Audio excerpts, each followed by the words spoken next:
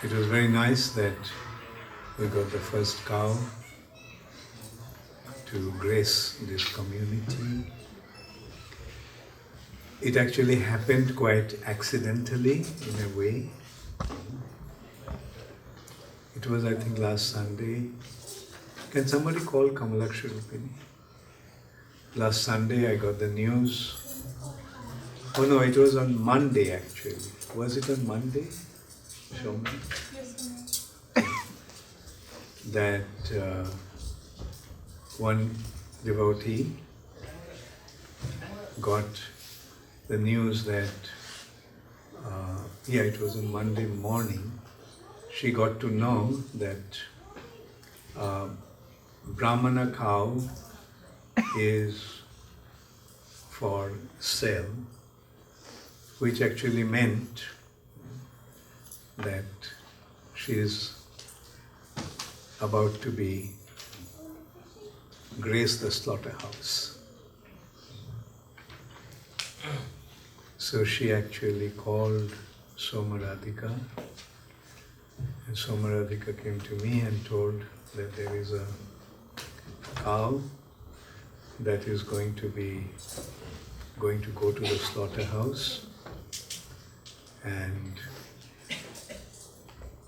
Kamalakshi Rupini was wondering whether we are going to take that cow. And so my immediate reaction was, yes, of course. And it's a Brahmana cow means her origin is from India. In India, there are various types of cows. One cow that is very common in Gujarat is called Gir cows. And they have a very convex forehead. It's a very distinct of the Gir cows. And there are other cows also which are very special breed like Sahiwal and various other breeds like that. And so somehow those cows were brought to the West. Like for example, the Girs were taken to Brazil, and the pure Gir are still available in Brazil.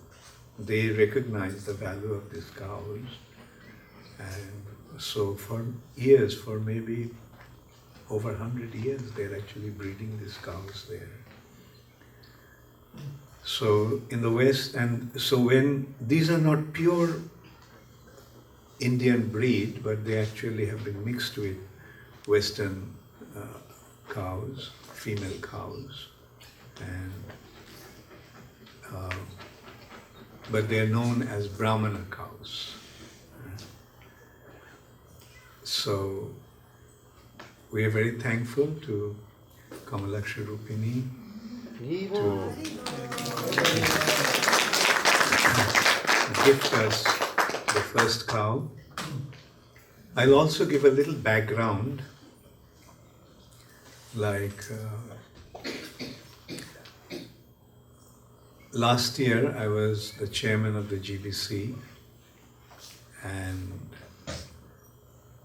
we have different ministries in ISKCON. The ministry, and one such ministry is the Ministry of Cow Protection and Agriculture. And this ministry, last year we appointed one very enthusiastic devotee from Brazil. And I was very impressed to see how enthusiastic he was to take up this ministry and develop it. And at the same time, I felt also that he will need help. So I told him that I would give him the help in the ministry, because I had also been thinking about the cow protection. Srila Prabhupada came to the West to establish Krishna consciousness. Therefore, Srila Prabhupada didn't want to get diverted by any other objectives. His mission was just to establish Krishna consciousness. But when the Krishna consciousness movement has been established, then we have the responsibility to develop it properly. And what is that Srila Prabhupada came to establish? Go Brahmana Hitaya Cha. That is the basis of Vedic culture.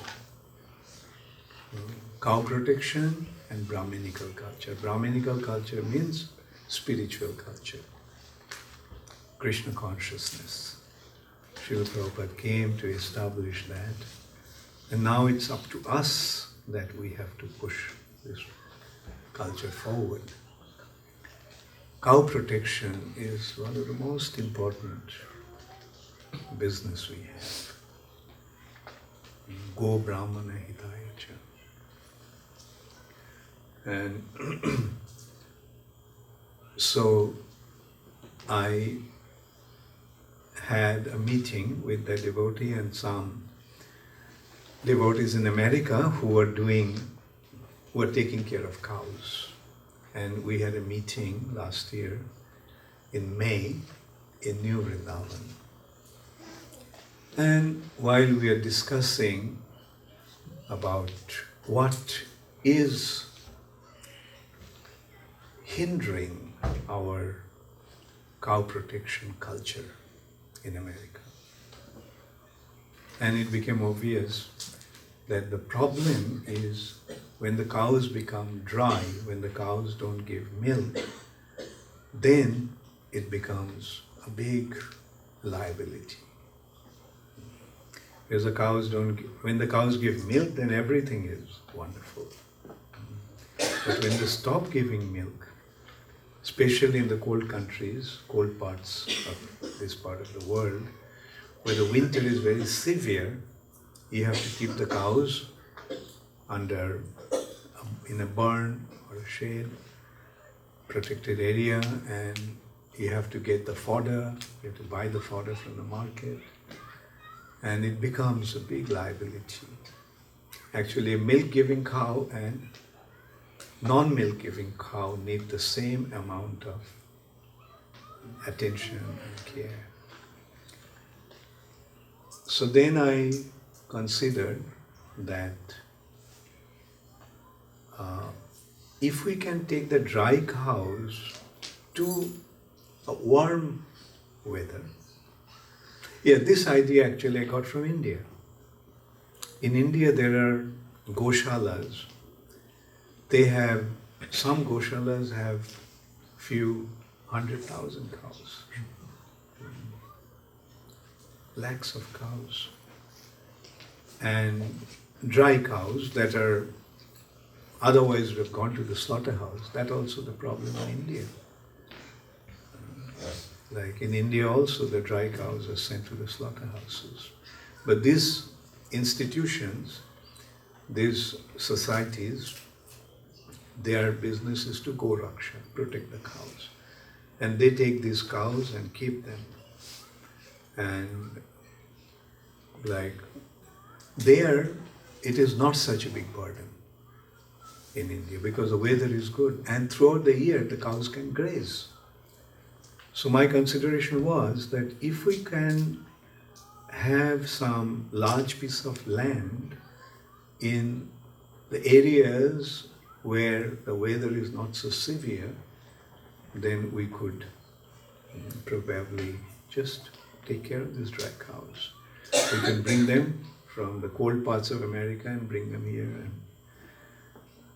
And so I told some of my disciples and friends to look for some large piece of land.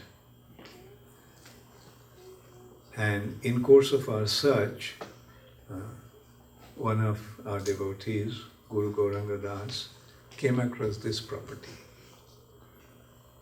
And this property, for that matter, was not really suited for that cow protection the way we are thinking.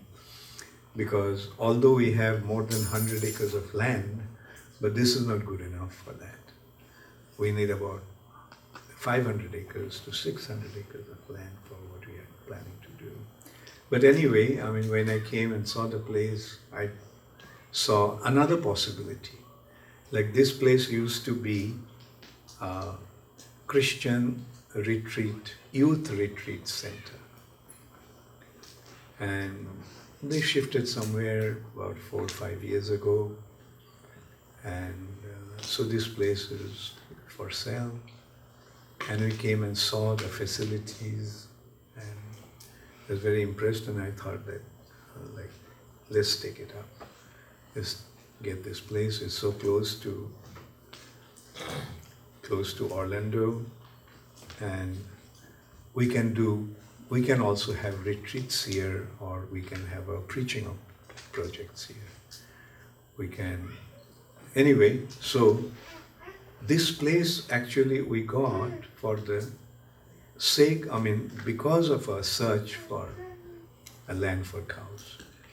So naturally, this will be one of the most important aspects of this mission here. Therefore, you may have seen, as you enter, there is that saying, Veda Foundation, Cow Sanctuary. It's going to be a sanctuary for cows. And my objective is actually to have dry cows. The cows that would have gone to slaughterhouses, let's try to save them and bring them here. And as many as we can accommodate here, we'll do that. And let us see how the dry cows also can be taken care of in this country in a rather inexpensive way. Just have a lot of grass and a lot of but the problem is when you have the milking cows, then the herd keeps on increasing.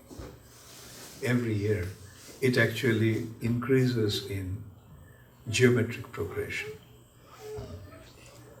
Geometric progression means 1 to 2, 2 to 4, 4 to 16, 16 to... like, you start off with 1 cow, next year it's 2 cows. The year after that, 4 cows. And in a way, I mean, sort of. This is how it keeps on expanding.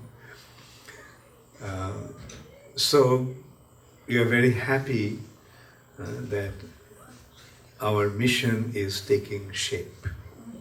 We saved at least 1 cow. Oh. 1 mother has been saved.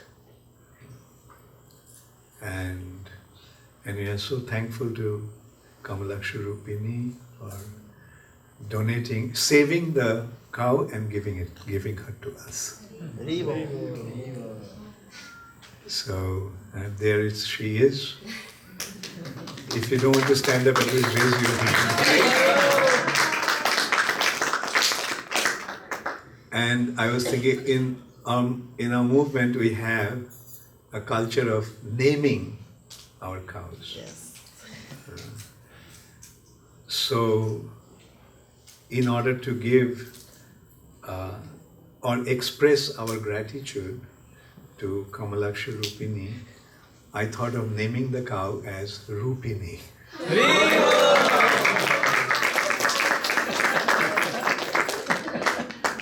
It's all right?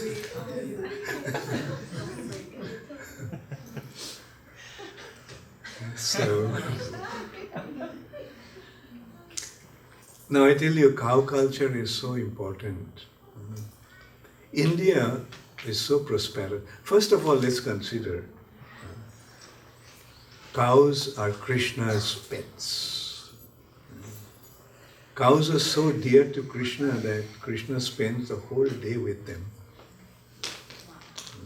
He spends the whole morning till night. Krishna, the Supreme Personality of Godhead, takes care of these cows. That means the Supreme Personality of Godhead serves the cows. That is how important the cows are. And when the cows are taken care of, then Krishna's mercy flows abundantly, naturally. If we recognize that Krishna is the Supreme Personality of Godhead, then when we take care of his dear cows, then naturally Krishna will be pleased. In English, actually this expression Prabhupada used. That's the first time I heard. Prabhupada used an expression, you love me, you love my dog. So, if you love me, then you will naturally love that is pet to me, that is dear to me. So cows are dear to Krishna. So if we love Krishna, then we have to show our love for the cows. And you see, when the Britishers came to India, they saw the prosperity. And the first British government in India, Lord Clive, actually was very impressed with the prosperity of this country. But at the same time, he realized that if they maintain this prosperity, then they won't be able to dominate over them. If they are more cultured, more advanced, more opulent, then they won't be able to exert their domination over them. So he actually got some learned persons, wise people from the Indian community, the Brahmanas actually, and asked, what is the cause, what is the root of your prosperity? Why you all are so, what is the root of your prosperity? And the Brahmanas' answer was cows, protection of cows, cultivation of cows, culture of cows. And they explained what they're getting from the cows. Not only they're getting the milk from the cows, which is the best food. Therefore, people in this country do not have any problem with food. And the cow dung is the best fertilizers. Cows' urines are the best medicine. In this way they started to explain and how the bull actually is so useful for various burdensome work, beast of burden. They carry, load, they put in carts. And so, this is how they explained. But Clive's intention was different. He actually wanted to cut the tree at the root. So the next thing he did, he arranged to slaughter the cows. That's how the cow killing actually started. When the Muslims were dominating over India, they were not so much slaughtering the cows, but the cow killing started by the British colonials. And Prabhupada also said that the cows used to give so much milk during Yudhishthira Maharaj's time that the field, the pasturing ground used to be wet with milk. The milk used to drip from their udders. And the land was so fertile that everything used to grow in abundance. And the secret actually is,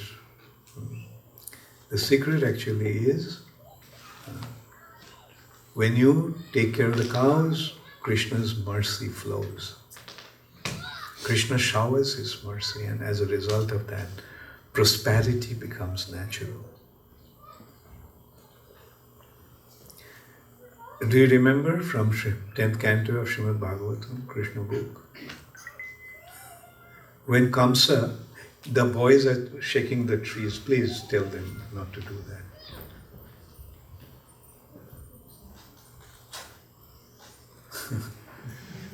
Yeah, the trees will break. The tender fruit trees. So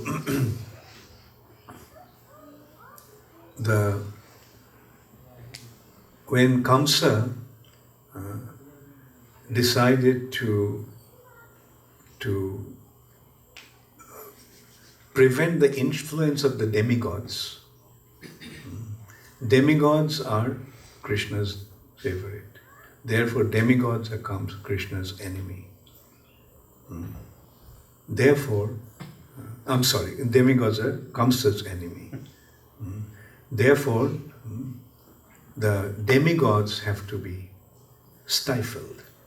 And how to stifle the demigods? Kamsa said, kill the cows and stop the fire sacrifice. I mean, you can see these British colonials actually were the offsprings of Kamsa. They got the same ideal. And anyway, so we have to recognize that to create a proper human society, prosperous human society, we have to establish the cow, protect the cows. And if we do that, then everything will come, everything will flourish in abundance. Anyway, so I was recalling that how important the cow culture is, protecting cows, taking care of cows is. And by doing that, we will have real prosperity and happiness. Like today's world is going in a very, very dangerous direction. It's actually heading towards a massive destruction. Once Prabhupada said that the Third World War would have taken place long ago, but what is preventing the Third World War is the propagation of Krishna consciousness. Like you probably remember in the 60s and 70s, America's relationship was so bad with Russia. Like it was a Cold War was going on. Cold War. Like meaning any day it could have flared up into a violent, volatile war. And so we have to recognize Srila Prabhupada's words. Srila Prabhupada is a pure devotee of the Lord. Whatever Prabhupada says is the absolute truth. Prabhupada is speculating something and saying something. Whatever Prabhupada is saying is the absolute truth. And when Prabhupada said that the Krishna consciousness movement is actually saving this world today, otherwise a massive destruction would have taken place long ago. Even the expert politicians also used to say at that time, like they can't understand why the war is not taking place. Like, which year was it? When most really many of you are not even born at that time. The Cuban crisis must have been 62 or so. Yeah, Russia was making their base in Cuba, just next door to America. And John F. Kennedy took a strong stand. And his stand was, I mean, if you do that, then yes, we are going to get into war. And Khrushchev was the Russian premier at the time, and he didn't dare to go against. Didn't dare. And as a result of that, Khrushchev's image was destroyed. And Khrushchev had to quit. That was one time what could have taken. I mean, that is how volatile the situation was at that time. And so it's we can see the world situation is still very, very dangerous. I mean, still happening. I mean, in the mid-80s, Russia changed its policy, communism was gone due to Gorbachev's move of glasnost and perestroika. So Russian policy changed, communism was gone, and the world situation became a little stable. But now it's again becoming very volatile. We are seeing that Donald Trump and Vladimir Putin are about to get into a loggerheads. So who knows what may happen. But at least we know that na jayate mriyate va kadachin. The soul is not born, the soul never dies. We know the soul cannot be cut by any weapon, the soul cannot be burned by fire. Let the worst nuclear war take place, that won't affect the souls. So let us become situated in our spiritual identity, transcending the bodily designation. That is the gift of Srila Prabhupada to this world. And that is, of course, the ultimate consideration. But the immediate consideration, as Srila Prabhupada said, that if Krishna consciousness spreads, the world will be saved. Because if a war takes place now, nothing will be left of this world. Because it's going to be a nuclear war. When after the first atomic test in Alamo, when what's his name? Oppenheimer? Yeah, Oppenheimer was asked that how the Third World War will take place. No, he was asked how the Third World War will be fought, because now they have got this weapon, a weapon of mass destruction. What's going to happen? He said, I don't know what will happen during the Third World War, but I know how the fourth one will be fought. The fourth one will be fought with sticks and spears. So in a way you can see that the human civilization will be practically destroyed. But the thing is, well, there is another interesting thing also to note. Once some devotees were having a discussion with Srila Prabhupada about the nuclear war, how nuclear war will destroy everything. Prabhupada said, no, Krishna's creation cannot be destroyed. Then they started to explain what will happen if there is a nuclear war. Because in the nuclear war, not only the human beings and animals will die, but the trees and plants also will be completely burnt. And then there will be radiation which will spread. So even the nuclear warheads fell at some other place, but people in other areas also will be affected because the nuclear radiation will travel, will spread. Still Prabhupada said, no, Krishna's creation cannot be destroyed.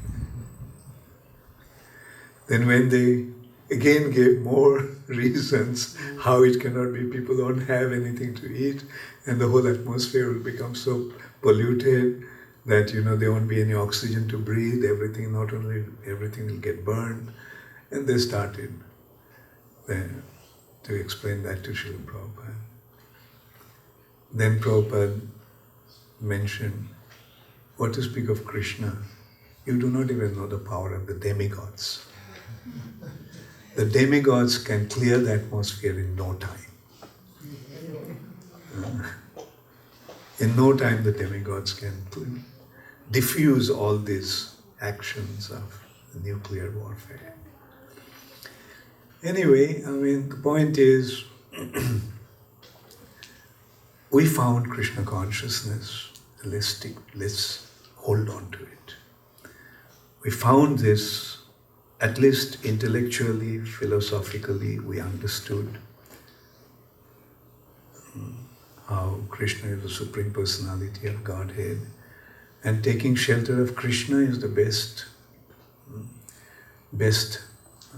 security, best assurance. Just let's take shelter of Krishna and let's decide, let's see what Krishna wants. So, at least this understanding we have, and let's just take care of, let's just take shelter of Krishna, and this is how we can take care of ourselves the best possible way. How many of you have been convinced about Krishna consciousness? Please raise your hands. Very good. So, now that you have been convinced, how many of you are prepared to commit yourself to this conviction? Yeah, so that's the safest way. Just take shelter of Krishna. And Krishna's potency, Krishna's ability is so inconceivable that we cannot even imagine. And like when the children are under the protection of the parents, do the children worry about anything? So in a similar way, our problem is that we are not children anymore. We think that we have grown up. And that's why you cannot depend upon our parents. But if we simply depend upon Krishna, who is our Supreme Father, then naturally He'll take care of us and we don't have to worry about anything. So that's the first award, first benediction of Krishna consciousness. Freedom from anxiety. Freedom from anxiety. Freedom from distressful condition. No more anxiety, no more suffering, no more distress. So that's what happens when you take shelter of Krishna. Now we don't have to worry about anything. Krishna will take care. I have taken shelter of Krishna, and Krishna will take care. Now, is Krishna there? How many of you think that Krishna is there? Yes.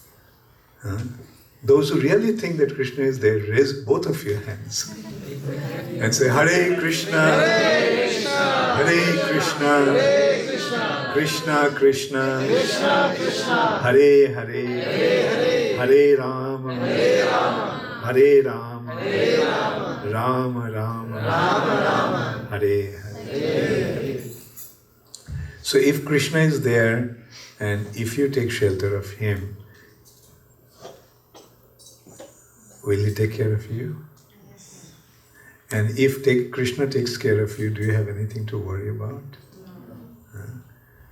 Because is Krishna omnipotent? When I say Krishna, I mean the Supreme Personality of Godhead. Is the Supreme Personality of Godhead omnipotent? Yes. Is He omniscient? Yes. Is He omnipresent? Yes. Is He here? Yes. If I am in distress, and if I take shelter of Him, will you see that? Yes. Yes. And if He sees that we have taken shelter of Him, then will He give us the protection? Yes. So that's the simple solution. We don't have to worry about anything. That's why we don't read newspapers. Because newspaper causes so much anxiety. I remember when I open my computer, there is one section, news. Sometimes I do browse through that, and you can see And actually, then I remember Prabhupada said, no news is good news. They're full of bad news. Because today's world do not want to hear good news. Today's world get excited to hear about bad news. That's why these newspaper magazines, the newspaper is all full of all kinds of bad news. Bad news, dirty news. That's what it's full of. Anyway, so thank you all very much. Thank you all. Today I was wondering, the weather is bad. How many of you will come? But I'm so happy to see that so many of you have come. And please keep coming. Like I know this place is a little remote, but in America 1 hour is not a distance. Your next door neighbor lives 1 hour away. So please keep coming, and gradually when we develop some facilities, we'll be having seminars and other interesting activities. We want to also have a children's program. We'll have all kinds of programs. We'll have programs for children, we'll have programs for grown-ups, we'll have programs for men, women, everybody. So that whoever comes here feels that there is something to benefit from. All glories to Srila Prabhupada and Gaur Premanande. Srila Prabhupada ki.